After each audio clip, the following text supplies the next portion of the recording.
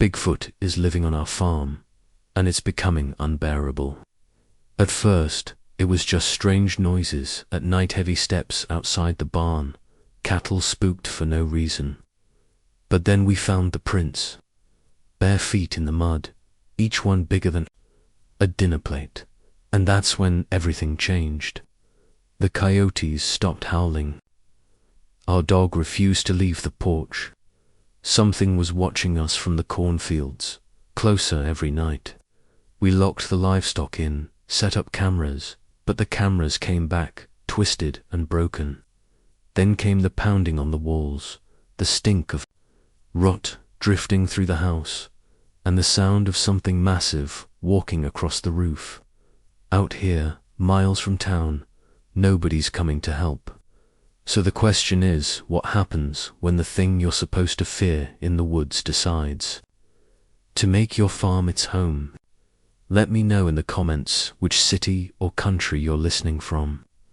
If you like stories that connect us, don't forget to subscribe before you leave. My name is Daniel Harker, and I'm recording this account of what happened on our family farm in Pike County, Ohio, back in 1992. I've kept quiet about it for a long time, but recent events have made me realize that others need to know what we experienced here. The Harker farm has been in our family for 3 generations. My grandfather cleared this land in 1928, and my father expanded it through the 50s and 60s. Now the first work these same 400 acres, mainly raising cattle and rotating crops of corn and soybeans. It's good land, rolling hills with patches of dense forest that climb up toward the eastern ridge. The western side opens up to pasture, where our 100 head of cattle graze during the warmer months. Running a farm this size keeps you busy year-round. In 1992, I was 37 years old, handling everything from equipment, maintenance to bookkeeping. My days started before sunrise, checking on the livestock, maintaining fences, and keeping our aging John Deere tractor running. My wife Sarah handled most of the paperwork from our farmhouse office, a desk stacked with ledgers and receipts. Next to our landline phone that was our main connection to the outside world. Back then, we didn't have the technology folks take for granted now. No cell phones, no security cameras, no internet. If something happened out in the far pasture, you couldn't just check it on a screen. You had to drive out there or walk if the ground was too wet for the truck. We kept detailed records in paper notebooks, rainfall, temperatures, breeding, schedules, crop rotations. My father had taught me the importance of documentation, though I never understood why he'd been so insistent about recording every unusual thing we noticed on the property. The house itself sits about a quarter-mile back from County Road 12, at the end of a gravel drive lined with old maple trees my grandfather planted. It's a 2-story farmhouse, white clapboard with green shutters, built in 1932. Behind it stands the main barn, red paint fading but still solid, and various outbuildings we've added over the years, equipment shed, grain storage, and the old smokehouse we don't use much anymore. The nearest neighbor is the Matthews place, about 2 miles down the road. That's typical for this part of Ohio. Farms spread out, everybody knowing everybody else but keeping their distance. The closest town is 8 miles away, where we get our supplies and mail. The sheriff's department is based there too, though we rarely needed them out this way.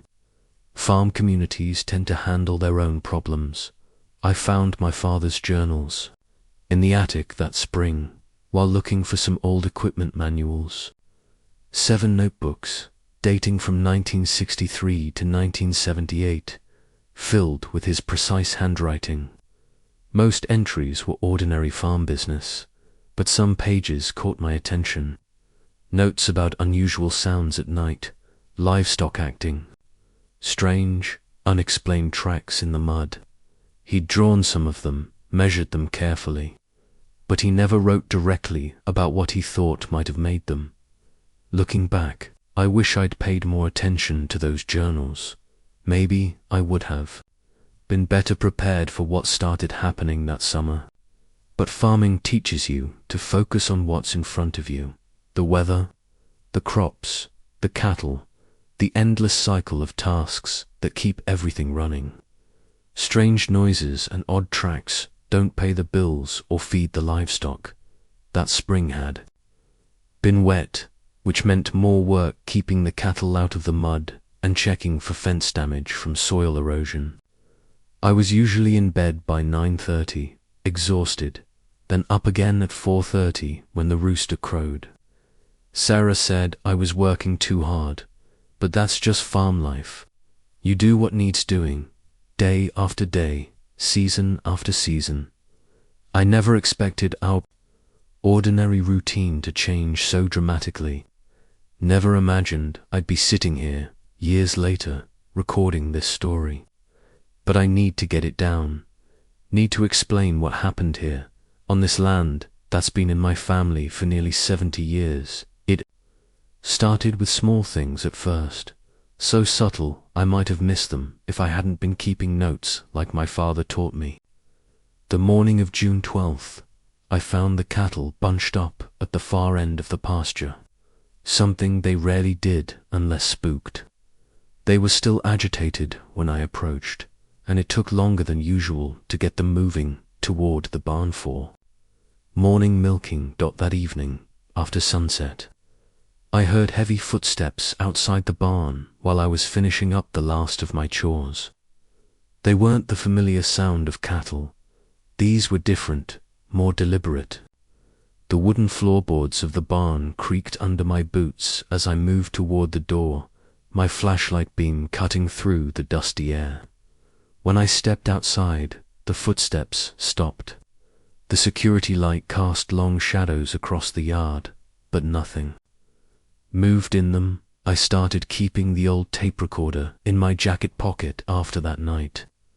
It was the same one my father had used, a simple Radio Shack model that ran on WLA batteries. June 13th, I spoke into it the next evening. Cattle acting strange again. Found them clustered by the eastern fence line at dawn. No signs of coyotes or other predators, but something's got them spooked. The disturbances continued through the week. Heavy footfalls would echo around the barn after dark, always stopping before I could pinpoint their location. The cattle grew, increasingly restless at night, their nervous lowing carrying across the pasture. Sarah noticed too, commenting on how their milk production had dropped slightly. June 16th, I recorded, standing in the barn doorway just after sunset.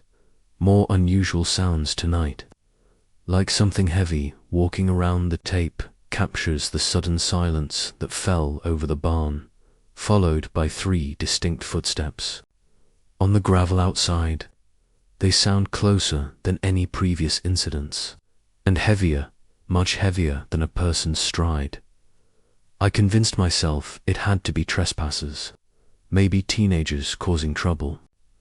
But that didn't explain why our dogs stayed quiet during these episodes, or why I never found tire tracks or footprints where the sounds came from.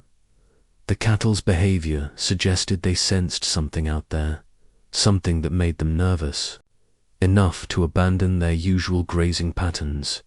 Each night, I'd make my rounds with the tape recorder running, documenting anything unusual. It became a habit, just like checking the fences or maintaining equipment. Sarah thought I was being overcautious, but she hadn't read my father's journals. She hadn't seen his careful notes about similar disturbances decades ago, or the detailed drawings of tracks he'd found in the mud. June 18th, my voice whispers. On the tape, 2:30 in the morning, something woke me up. Heavy footsteps in the yard, moving from the barn toward the tree line. Cattle making distress sounds in the pasture. By the time I got dressed and outside, whatever it was had gone. But the dogs are hiding under the porch, won't come out even when called. The morning after the storm, I was out checking fence lines when I first saw them. The rain had cleared, leaving behind that heavy earthen smell that always follows a good downpour. The ground was soft, and my boots were sinking a good inch with each step. That's when I noticed something odd near the eastern pasture. Tracks, pressed deep into the mud.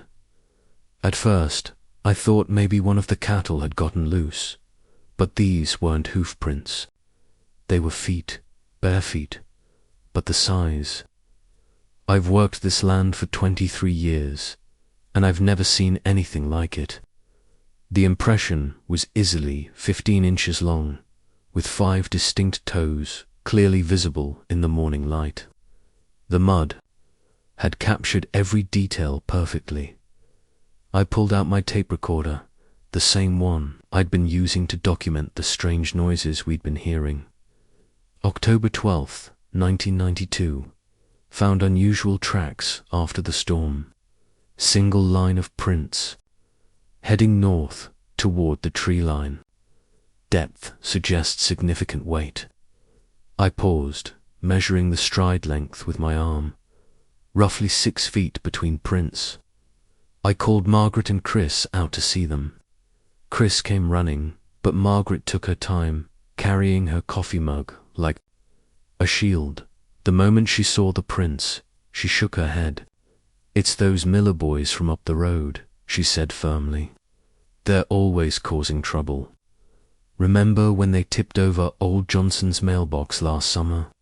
Chris crouched down beside one of the prints, his eyes wide. "Mum, no way. Look at how deep these are, and they're huge. The Millers aren't that big." "Someone wearing fake feet then," Margaret insisted, but her voice wavered slightly. "One of those costume things." I knelt down and ran my hand along the edge of one print. The soil compression was uniform, natural. "Costume feet don't sink like this," I said quietly. These prints were made by something heavy, real heavy. The depth and clarity reminded me of something my father had written in his old journals, but I kept that thought to myself. Well, what else could it be? Margaret's voice had that sharp edge it gets when she's nervous. "Daniel, don't start with any crazy theories. We need to call the sheriff about trespassers." Chris was already taking pictures with his Polaroid camera, carefully placing his own boot next to each print for scale. "Dad, look how the toes actually gripped into the ground here. That's not a costume." I stood up slowly, my knees creaking. The tracks led straight as an arrow toward the dense woods that marked our property line. Something about their purposeful direction made my skin prickle. Whatever made these wasn't wandering aimlessly. It knew exactly where it was going. "We'll document everything," I said, pulling out my measuring tape. "Take photos, measurements. If it is trespassers, we'll have evidence for the sheriff." But as I spoke, I knew in my gut these weren't made by any trespasser. These tracks carried a weight of something else entirely, something that stirred old memories of stories my father used to tell in hushed tones on dark winter nights. The nights that followed brought a different kind of quiet to our farm. At first, I didn't notice it. You get used to certain rhythms living out here, the way sound ebbs and flows with the darkness. But something had shifted in that delicate balance. I remember sitting on the porch one evening, going through receipts from our latest equipment, repairs, when it hit me. The coyotes weren't singing anymore. For as long as I could remember, their yips and howls had been as much a part of our nighttime soundtrack as crickets and wind through the cornfields.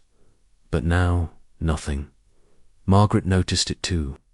Even the owls are gone, she said one night as we were finishing up dinner.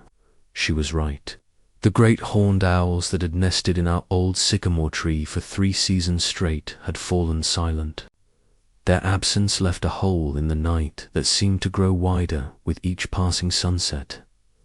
Then came the knocking, the first time we heard it. I was in the barn doing final checks before bed. 3 distinct sounds, solid, deliberate impacts, against wood that echoed from the direction of the tree line, not like a woodpecker or a falling branch. These were spaced out, methodical, knock, knock, knock. Each one seemed to carry for hundreds of yards in the still air. Could be someone trying to mess with us, Chris suggested when I mentioned it at breakfast. But something about the timing, always after dark, and the way the sounds moved along different points of the forest. Edge, it spoke of something more calculated than teenage pranks. But it was Buck's behavior that really got to me. Our German shepherd had always been fearless, the kind of dog that would chase down coyotes and stand his ground against any threat. Now he wouldn't set foot off the porch after sunset.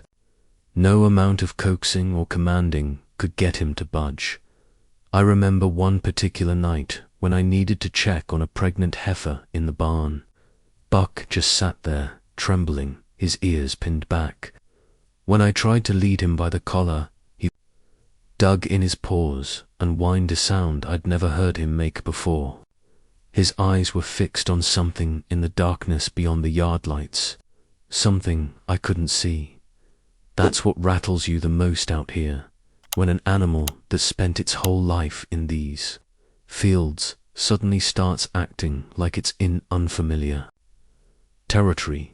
Buck knew every inch of this farm, every smell, every normal threat. Whatever had him spooked wasn't part of his known world. The knocking continued most nights, sometimes closer, sometimes further away. We'd hear it from different directions. North side one evening, west the next. Always after sunset, always in sets of 3, and always followed by that unnatural silence, as if every creature in the woods was holding its breath, waiting. The silence around the farm was getting to me. After 23 years of living here, I knew every natural sound by heart. The way wind rustled through corn in August, how our cattle lowed at sunrise, the constant symphony of birds and insects.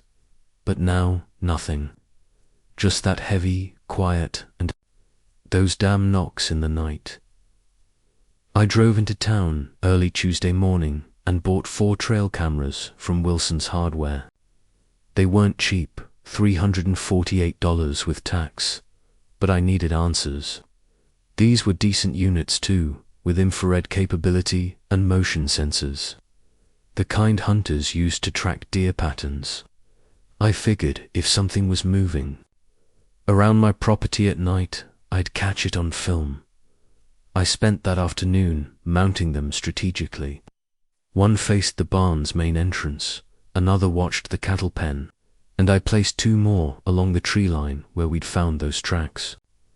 The setup was straightforward. Just strap them to trees at about chest height, check the batteries, and let them run. The manual said they could go 2 weeks on fresh batteries. "You really think this'll show anything?" Margaret asked when I came in for dinner, my hands still grimy from handling the cameras. "Something's out there," I said, washing up at the kitchen sink. "Either we catch it on camera, or we know it's smart enough to avoid them. Either way, that tells us something." 3 days passed. Each morning, I'd check the cameras before starting my regular chores. The first 2 days showed nothing unusual, just normal farm activity, some deer at night, raccoons. But on the 3rd morning, I found the camera near the barn twisted sideways, its mounting strap stretched but not broken. The memory card showed 18 hours of normal footage. Then, just before midnight, a blur of movement. The image tilted sharply, and everything after that was just crooked shots of tree branches against the sky. 2 days later, I found another camera had been completely turned around, now facing the opposite direction. Its memory card was blank, not erased, but as if something had interfered with its ability to record at all. The remaining cameras showed similar problems: blurred images, inexplicable shadows that seemed to move wrong, or complete gaps in recording time. I replaced batteries, checked connections, and remounted everything more securely, but it kept happening. One morning I found a camera 20 feet from where I'd mounted it. Casing cracked, but not enough to explain why it had failed to capture whatever moved it. The frustration was building. Each equipment failure only convinced me more that something intelligent was out there. These weren't random malfunctions. There was purpose behind the camera tampering. Whatever was watching us knew enough to disable our attempts to watch back. Started keeping the camera's memory cards even when they seemed blank or corrupted. Started logging dates and times of tampering, weather conditions, moon phases, anything that might reveal a pattern. My father's old journal entries about strange occurrences on the farm didn't seem so far-fetched anymore. There was something out there, something that didn't want to be seen, and I was going to prove it. The summer heat rolled in like a heavy blanket across our farm, but it brought none of the peace I usually associated with the season. By early June, Margaret and I had fallen into an exhausting new routine. Every evening, just as the sun started to sink behind the tree line, we'd trudge out to round up the cattle and secure them in the barn. It wasn't natural, keeping livestock penned up on summer nights when they should have been out grazing, but we didn't have much choice. I remember the morning I first noticed the hay bales had been moved. I was doing my usual dawn check of the east field, coffee thermos in hand, when I stopped dead in my tracks. The neat rows we'd laid out the day before were different somehow. At first I thought maybe I was seeing things in the early light, but as I got closer, there was no denying it. 25 heavy bales, each weighing over 100 pounds, had been repositioned overnight. Margaret, I called out when I got back to the house. "Come, take a look at this." She followed me out, still pulling on her work boots. "Those weren't like that yesterday," she said, frowning at the field. The bales formed what looked like a crude circle, with 3 stacked in the center. Could it have been kids? I shook my head. These bales weigh too much. Even a group of teenagers couldn't have moved them all, not without leaving tracks or tire marks. The grass around the formation was undisturbed, save for a few odd depressions. That made my skin crawl. They looked like massive footprints, but I kept that observation to myself. The pattern repeated every few nights. We'd arrange the bales, and by morning they'd be reorganized. Sometimes in circles, sometimes in straight lines, once even in what looked like an arrow pointing toward the woods. Each time, no signs of vehicles or equipment that could explain the movement. The nightly lock-up routine was wearing us down. Chris started helping after his summer baseball practice, but it still took the 3 of us nearly 2 hours to get all the animals secured. The cattle seemed to sense something was wrong. They'd grown skittish, huddling together even in daylight, and they'd come running at the first call to return to the barn. That wasn't normal behavior for them at all. "Dad, this is crazy," Chris said one evening as we latched the last stall. "We can't keep doing this every night. The vet bills are adding up from the stress it's putting on the herd, and you and Mum are exhausted." He was right. Margaret had dark circles under her eyes from the constant worry, and I'd caught myself nodding off during the day more than once. But every time I considered leaving the animals out, I'd remember those massive tracks, the destroyed trail cameras, and that deep, primitive fear that had taken root in my gut. Just until we figure out what's going on, I told him, though I was starting to wonder if we ever would. We can't risk losing any more cattle. We'd already lost 2 heifers to whatever was out there, and I wasn't about to let it happen again. The summer heat settled over the farm like a heavy blanket, making every chore twice as demanding. I'd gotten into the habit of recording my observations on tape each evening, just like my father used to do. But lately, those recordings had taken on a different tone. What started as simple farm management notes had evolved into something else. Entirely, it was on a particularly still night in late June when we first noticed the smell. Margaret was the one who pointed it out. She has always had a keen nose for things going wrong, whether it's milk about to spoil or a mechanical problem with the tractor. This was different, though. The odor seeped through our window screens like an unwanted guest, thick and musky, with an almost wild undertone that made the hair on the back of my neck stand up. "Daniel," Margaret called from the kitchen that first night, her voice tight with concern. "Something's dead out there, or worse." But I knew better. Having grown up on a farm, I was familiar with every variety of decay and animal musk. This was something else entirely, primal and foreign to our land. I clicked on my tape recorder, speaking quietly into the microphone.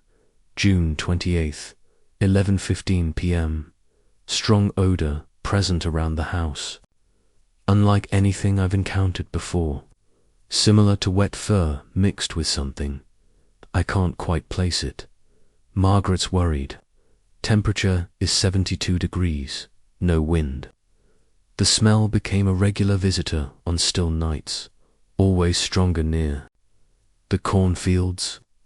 Chris started spending more time watching those fields, despite our warnings to stay close to the house after sunset. Then, one evening, he came running back to the porch, pale-faced and breathing hard. "Dad," he gasped, grabbing my arm. I saw it between the corn rows. It was crouched down, but huge, bigger than any person I've ever seen. I pulled out my recorder immediately, not wanting to lose any details.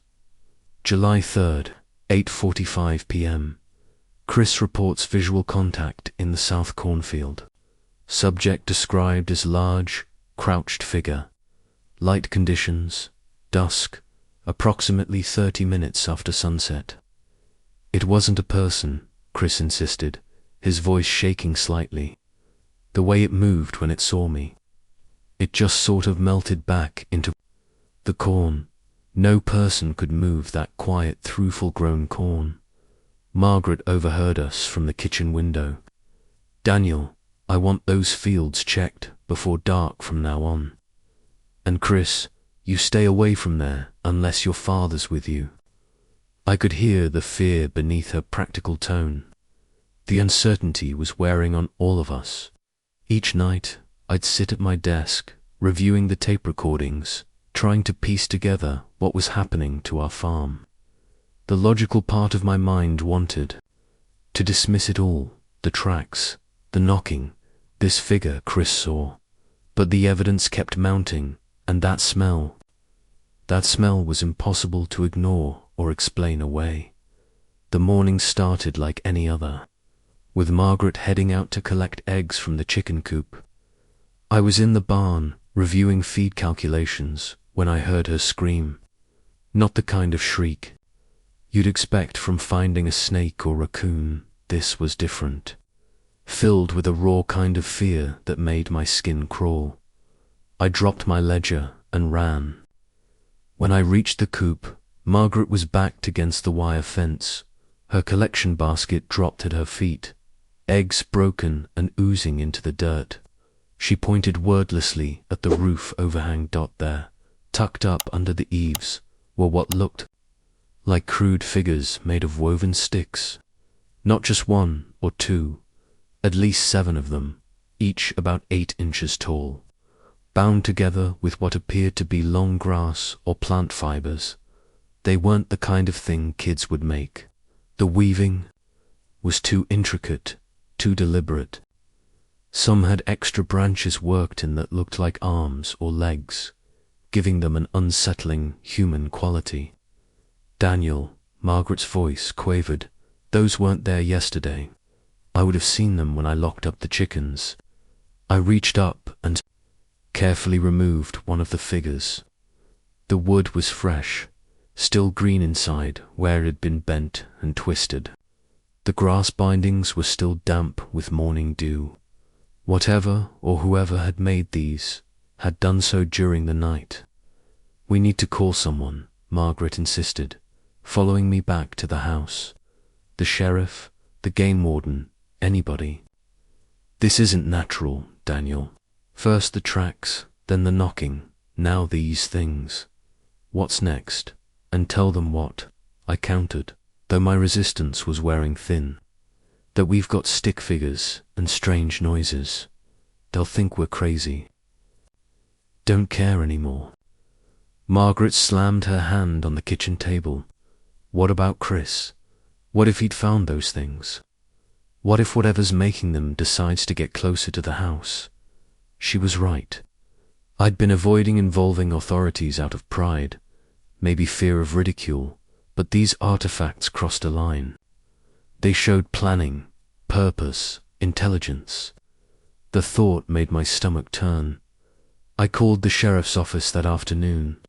Sheriff Tomlinson arrived about an hour later, his cruiser kicking up dust on our gravel drive. He examined the stick, figures I'd collected, turning them over in his thick fingers while I played him some of the audio recordings I'd made of the knocking. "Could be kids," he offered, but his tone lacked conviction. "Though I'll admit, this is unusual. Have you noticed any signs of trespassing? Vehicles parked along the road?" I shook my head. "Nothing obvious, but something's out there, Sheriff. Something that's getting bolder." He made some notes in his pocket notebook, but I could tell he was struggling to categorize what he was seeing. These weren't vandalism or typical break-ins. They were something else entirely. "I'll increase patrols in the area," he finally said, pocketing one of the figures as evidence. "And I want you to call immediately if anything else happens. Anything at all." I called the sheriff's office early that morning, after Margaret's discovery of those stick figures. The way they were woven together, tucked up under the eaves of our chicken coop. It wasn't kids' work. It couldn't be. The craftsmanship was too intricate, too purposeful. But trying to explain that over the phone made me sound exactly like the kind of person I didn't want to be. Sheriff Tomlinson arrived around 10 o'clock, his patrol car kicking up dust as it rolled down our gravel drive. I could tell from his expression, that practiced blend of patience and mild annoyance, that he'd already filed this under waste of time.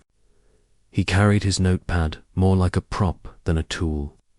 "So, Mr. Harker," he said, flipping it open, "tell me about these decorations you found." I led him to the chicken coop, Margaret hovering anxiously by the kitchen window.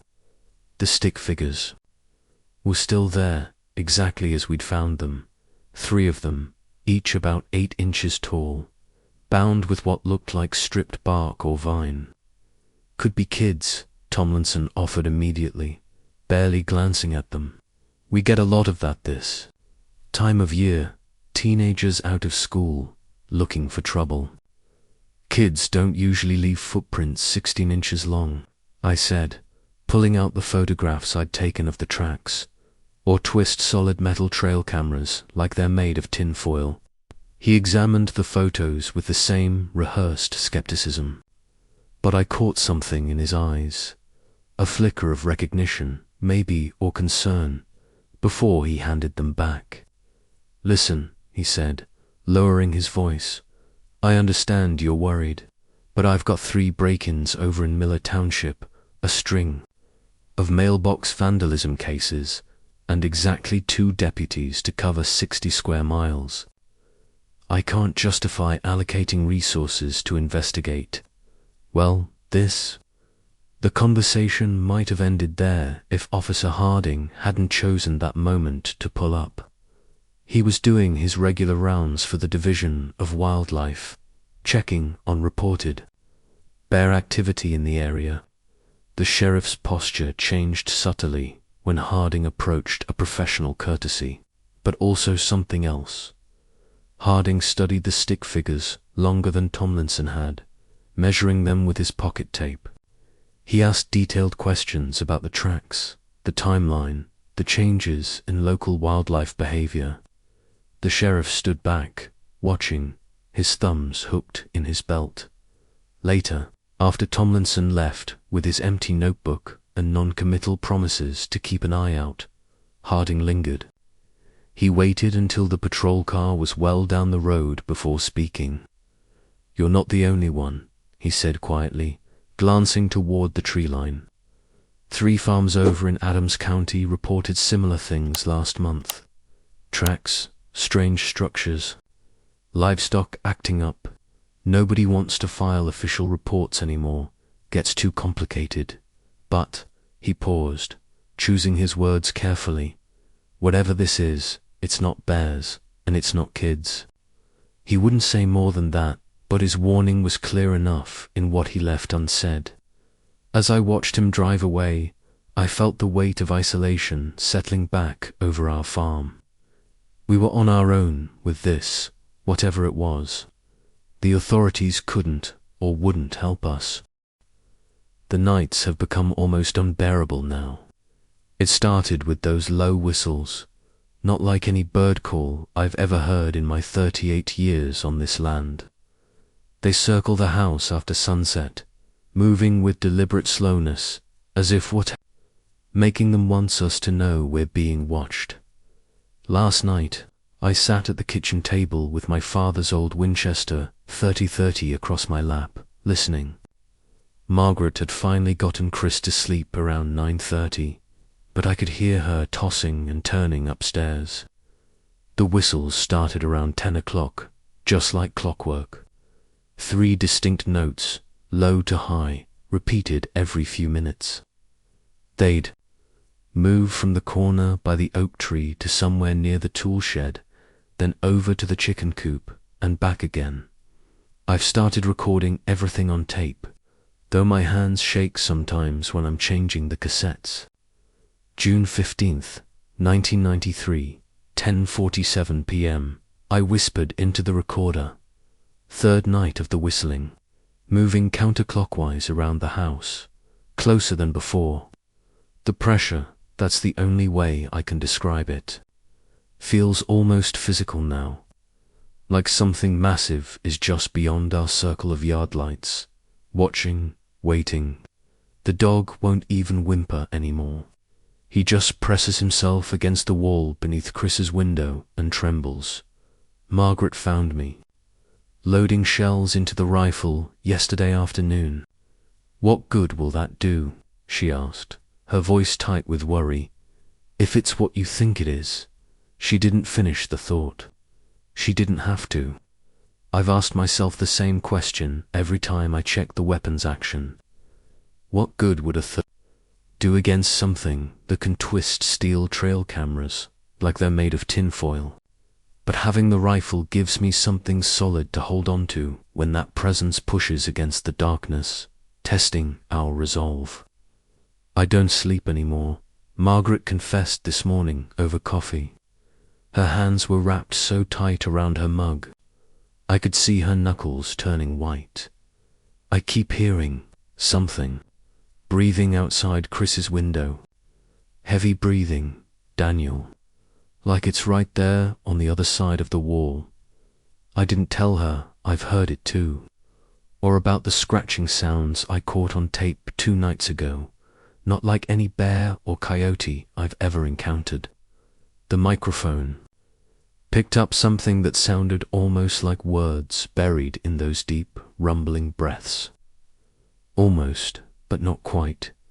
The sheriff's visit did nothing to ease our minds. If anything, it made things worse, knowing we can't count on help from that quarter. But that wildlife officer, Jensen, pulled me aside before they left. "You're not the only one," he said quietly, glancing over his shoulder to make sure the sheriff couldn't hear. 3 other farms in the county reported similar activities this month. Nobody wants to file official reports, but he left the rest unsaid. Tonight, I'm sitting here again, rifle ready, recorder running. The whistles have started early. The nights had become unbearable. Margaret barely slept anymore, and Chris kept his bedroom window shut tight despite the August heat. I'd taken to patrolling our property after sunset, rifle in hand, though the weight of it offered little comfort. Something about carrying a weapon felt almost foolish, like bringing a stick to a fight with a force we couldn't comprehend. It was around 11:30 on a moonless night when everything changed. I was sitting at the kitchen table, reviewing our ledgers and trying to ignore the occasional whistle that drifted through the darkness outside. Margaret had finally dozed off upstairs, and Chris was in his room with his headphones on, his new method of drowning out the sounds that plagued us. The first impact hit the west wall of the house like a sledgehammer. The china cabinet rattled, cups dancing against their saucers. Before I could stand, another blow struck the north wall, then the east. It wasn't random vandalism, something was methodically working its way around our home. "Dad," Chris's voice cracked with panic from upstairs. I heard Margaret's startled cry follow. "Stay in your rooms," I shouted, gripping the rifle as I moved toward the front door. The pounding continued, each hit powerful enough to shake family photos loose from their hooks. Whatever was out there, it had to be massive to generate that kind of force. Then came the sound that turned my blood to ice. Heavy footsteps on our roof. The ceiling creaked under tremendous weight as something moved across it. Shingles began sliding off, clattering into the yard like rainfall. The steps were deliberate, measured, as if testing the structure's strength. I rushed upstairs to find Margaret and Chris huddled in the hallway. The ceiling above us groaned. "We need to get to the basement," Margaret whispered, her face pale in the dim light. "Now." Another impact rocked the house, this one directly over our heads. A cracked spiderweb across the ceiling plaster. Chris grabbed his mother's hand, and we hurried downstairs, the thing above us matching our pace step for step. In the basement, we huddled together on the old couch, listening to the chaos above. The pounding had taken on a rhythm now. 3 quick hits, pause, then 3 more. It wasn't random destruction. It felt like communication. "What does it want?" Chris asked, his voice barely audible. I didn't have an answer. The rifle lay across my lap, useless against the realization that our home, this place that had sheltered for generations of Harkers, was no longer a sanctuary. We were trapped in our own basement, while something that defied explanation systematically demonstrated its power over us. The assault continued for what felt like hours, but was probably only 45 minutes. When silence finally fell, none of us dared move. We stayed in the basement until dawn, listening to the occasional crunch of displaced shingles falling into the yard. Each sound a reminder that our world had fundamentally changed. Our home was no longer safe, and we all knew it. I clicked the safety off my Winchester as another thunderous impact rattled the farmhouse windows. The sound came from above something massive moving across our roof with deliberate steps. Chris stood beside me, white-knuckling his father's old .302-30, his eyes fixed on the ceiling as bits of dust shook loose from the beams. "Dad," he whispered, "the shingles." The scraping overhead gave way to a cascade of breaking slate. Through the kitchen window, I watched our roof tiles scatter across the yard like fallen leaves. Margaret huddled in the corner, clutching our battery-powered radio to her chest. The thing above us shifted its weight, and a deep groan of stressed timber filled the house. "We need to move," I said, my voice steadier than I felt. "Chris, take the back door. I'll go through the front. Whatever this is, we can't let it tear apart our home." Chris nodded, his 17-year-old bravado masking the fear I knew he must be feeling. We'd tracked plenty of animals before, but nothing had ever hunted us like this. The moment we stepped outside, the presence on the roof went still. The August air hung thick and humid, carrying that now familiar musky stench that had plagued us for weeks. I swept my flashlight beam across the roofline, catching glimpses of displaced shingles and exposed wooden slats. A heavy thud shook the ground as something dropped from the far side of the house. Chris's light beam cut through the darkness, and I heard his sharp intake of breath. "There," he hissed. I swung around just in time to see it, a massive dark shape moving with impossible speed toward the cornfield. It wasn't running on all fours like a bear. The figure was upright, its shoulders broader than any man I'd ever seen, easily 8 feet tall. The corn stalks parted around it like water. We gave chase, our boots pounding across the packed earth. The creature's path was obvious, a swath of broken stalks leading toward the tree line, but it moved with a purpose and power that left us struggling to keep pace. The beam of my flashlight caught glimpses of dark fur, a powerful arm, the back of what looked like a head too large to be human. When we reached the field's edge, the thing had vanished into the woods. But there, pressed deep into the soft soil where the creature had turned, was a print that stopped us cold. I dropped to my knees, holding the light close. "Chris," I said, my throat dry. "Get the tape measure from my pocket." The impression was nearly 16 inches long, with 5 distinct toes, splayed wide. The ball and heel showed clear dermal ridges, like a massive human footprint, but broader, deeper.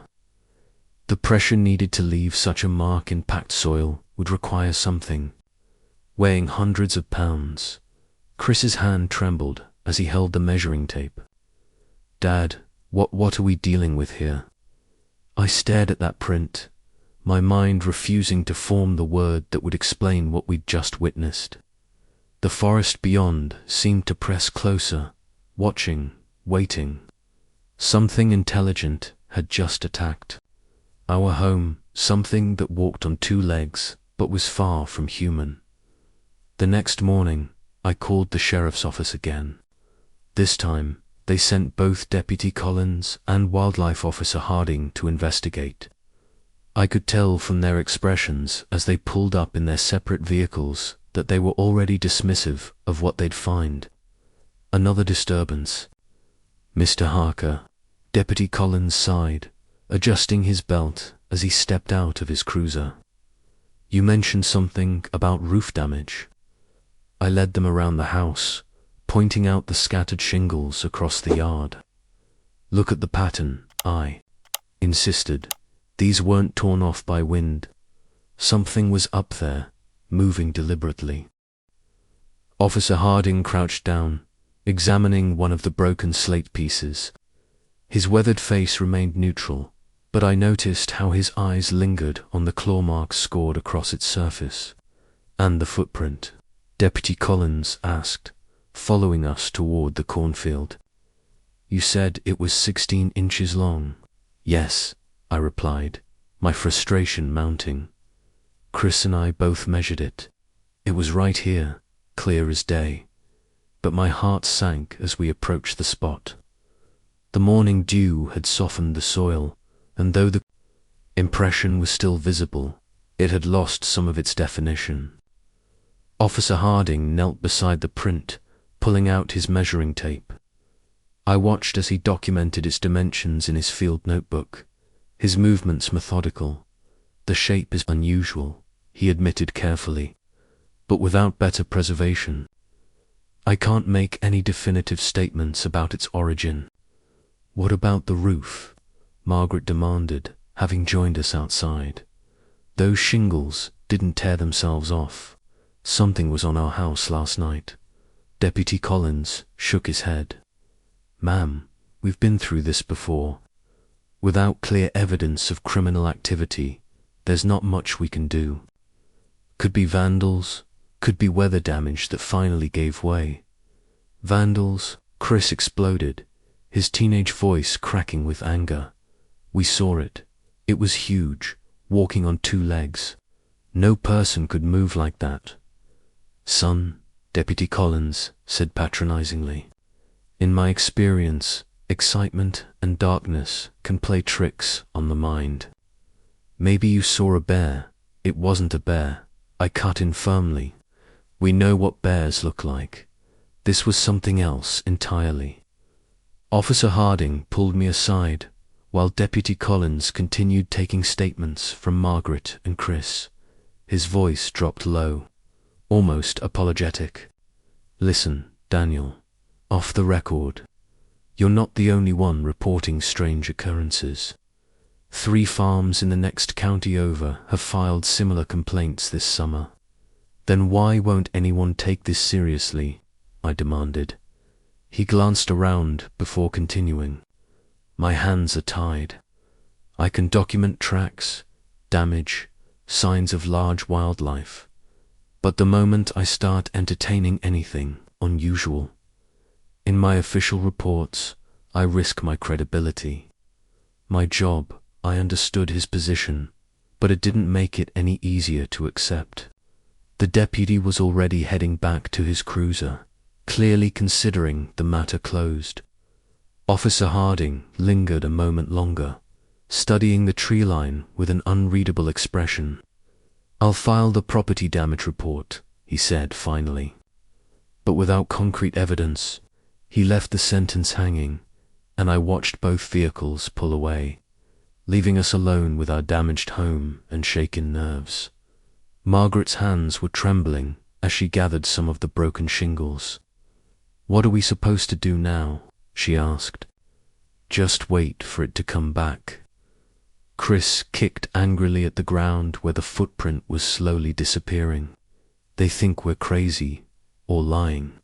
I stood there, feeling the weight of our isolation. The authorities' dismissal hurt worse than I'd expected, transforming our fear into a bitter frustration. Even Officer Harding's quiet acknowledgement of similar reports offered little comfort. We were on our own, facing something that shouldn't exist, with no one willing to officially validate our experience. The morning sun climbed higher, but its warmth did nothing to dispel the cold knot of dread in my stomach. Our home no longer felt safe, and those who were supposed to protect us had just made it clear that we couldn't count on their help. Sound of tape recorder clicking on the sheriff's dismissal hit harder than I expected. After 23 years of working this land, being treated like some paranoid farmer who couldn't tell a bear from his own shadow, it cut deep. But what burned most was knowing they hadn't even tried to understand what we were dealing with. We started scaling back operations within the week. I couldn't justify keeping the full herd anymore, not with whatever was out there growing bolder. Sold off 38 head of cattle to the Petersons over in Adams County. Good price, all things considered, but watching that trailer pull away felt like admitting defeat. Margaret said it was the smart choice, but I could see the relief in her eyes. One less reason to venture out after dark. The new fence line cuts our usable acreage nearly in half. 8-foot chain link with concrete footings. Not cheap, but it lets us keep what's left of the livestock closer to the house. The backfields. Well, they're still ours on paper, but these days they might as well belong to whatever's been watching us. The corn's still there, growing wild where we used to plant neat rows.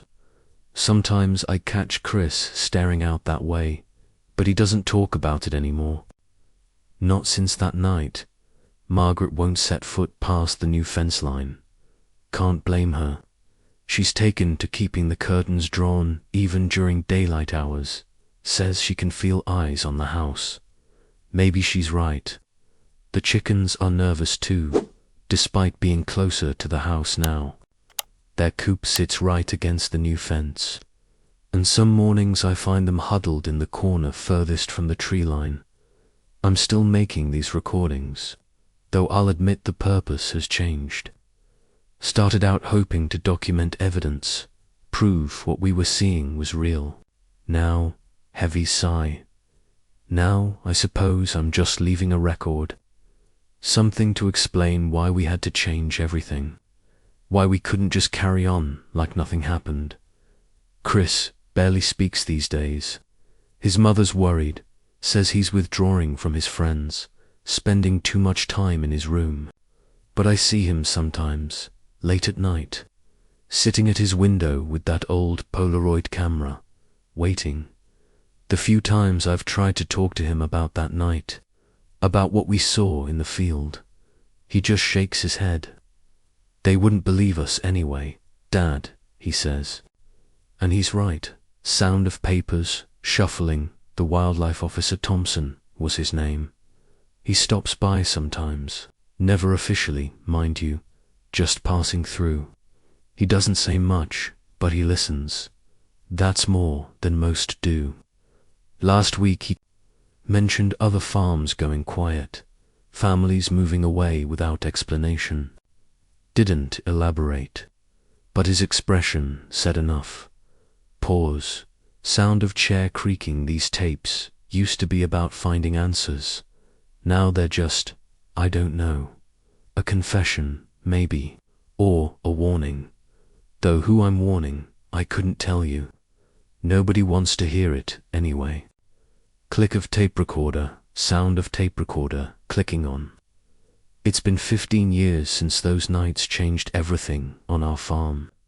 15 years of explaining away the empty fields to neighbors, of watching Chris grow distant before finally moving away to college, of seeing that haunted look in Margaret's eyes whenever the wind dies down at dusk. Some wounds heal clean, I suppose, but others just scab over, leaving you changed underneath. The farm's different now. We work the front sections, keep everything tight and close. The back fields have gone wild, nature reclaiming what we surrendered. Sometimes I catch myself staring out there, remembering how it used to be. The neat rows of corn, cattle grazing peaceful in the evening light. Before we knew what shared these hills with us, Margaret's learned to live with it, mostly. She tends. Her garden inside the fence line keeps busy with her quilting circle.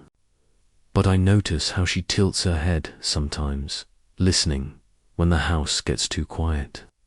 How she double-checks the locks even in broad daylight. Some fears sink deep into your bones. The knocks still come.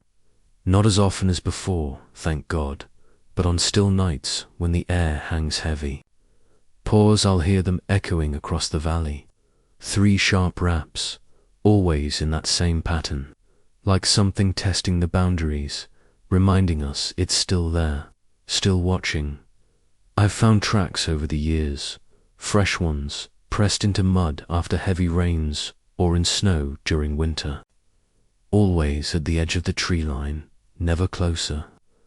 As if whatever makes them is content now to keep its distance, so long as we keep ours. A treaty of sorts, written in fence lines and empty fields. Chris came home last Christmas, first time in 3 years. Brought his wife Sarah, who's never heard the full story. We were sitting on the porch after dinner when the knocking started, faint but clear in the winter air. I've never seen someone go so pale so fast. He hustled Sarah inside, made some excuse about the cold, but I saw his hands shaking. Some things you don't forget, no matter how far you run.